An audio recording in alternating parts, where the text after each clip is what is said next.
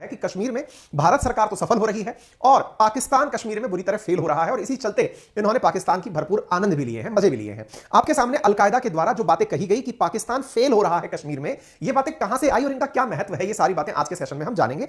लेकिन ये किसके परिप्रेक्ष्य में कही गई वो मैं आपको बता दूं। 5 अगस्त 2019 को जम्मू कश्मीर से धारा 370 जब निरस्त हुई थी, उसका विशेष दर्जा खत्म करके आतंकवादियों को और पाकिस्तान जैसे देशों को बड़ा झटका लगा था, क्योंकि अल्टीमेटली केंद्र सरकार अब पूरी तरह से वहां पर ध्यान देकर काम कर रही है। ध्यान देकर काम कर रही है मतलब अब डायरेक्ट इंटरफेरेंस में है। लगभग 74,000 करोड़ रुपए इन्वेस्टमेंट का प्लान कश्मीर के अंदर किया जा रहा है।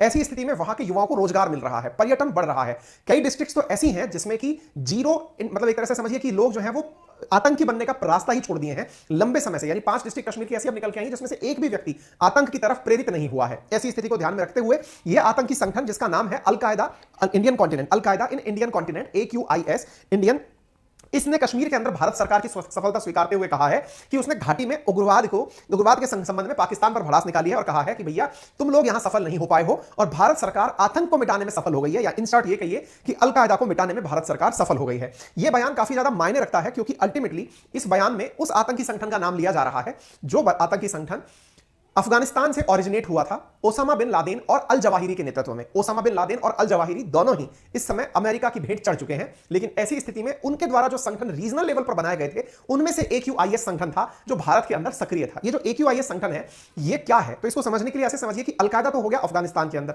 अब ये लोग अपनी रीजनल ब्रांच और डालते हैं। रीजनल ब्रांच से मतलब यूं समझिए जैसे फीफा वर्ल्ड कप के दौरान अगर आपने देखा हो तो आपने देखा था ना, फीफा वर्ल्ड कप के दौरान अलकायदा ने मुसलमानों से कहा था कि वो मैच से दूर रहे क्योंकि ये बिगाड़ने वाली चीजें सिखा के जाएगा, तो वो उनकी वहां वाली ब्रांच थी। ऐसे ही इनकी इंडिया वाली जो ब्रांच है जिसका नाम AQIS है, जिसमें इंडिया, बांग्लादेश, पाकिस्तान, म्यांमार, श्रीलंका जैसे देश शामिल किए गए हैं, कि इनमें ये ऑपरेट करते हैं। यानी अलकायदा है तो वहां पर ये एक तरह से MNC की तरह समझिए। जैसे अमेजन अमेरिका में है लेकिन अमेजन इंडिया में भी है, अमेजन जापान में भी है, तो अमेजन पाकिस्तान में भी होगी। कहने का मतलब है इंडिया के हेड जैसे होते हैं ना, ऐसे ये लोग अपना कार्यकारी हेड बनाते हैं। तो इनमें से जो AQIS नामक जो संस्था है इनकी, उसने ऐसी बात कही है। अच्छा, अगर आप इसके बारे में और ज्यादा जानकारी चाहते हैं तो ये वही AQIS है जिसने नुपुर शर्मा के केस को इंसल्ट ऑफ प्रॉफिट कहते हुए कहा था कि सुसाइड बॉम्बिंग होनी चाहिए इस घटना के बाद में। ये वही AQIS है जिसने आर्टिकल 317 हटने पर जम्मू कश्मीर के लोगों को कहा था कि ये तुम्हारे मुंह पर तमाचे जैसा है और जम्मू कश्मीर की पैलेस्टीन से यानी फिलिस्तीन से तुलना की थी। ये वही AQIS है जिसने मुस्लिमों को भड़काते हुए कहा था इंडिया के खिलाफ कि आप लोग अपने हाथ में हथियार उठा लीजिए और जिहाद करना शुरू कर दीजिए। इसी AQIS के द्वारा जो दिया गया बयान, अब ये AQIS की जो असली AQ है यानी अलकायदा है,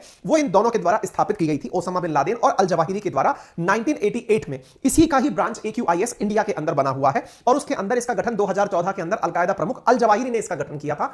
AQIS पाकिस्तान, बांग्लादेश कई आतंकी वारदातों को अंजाम दे चुका है और इसका जो है ना मतलब अलग अलग जगह पर है। और यूनाइटेड नेशन सिक्योरिटी काउंसिल के अनुसार इसके पास करीब 200 आतंकी हैं। ये 2020 का आंकड़ा है और अलकायदा इन इंडियन सबकॉन्टिनेंट इसकी फुल फॉर्म है, अलकायदा इन इंडियन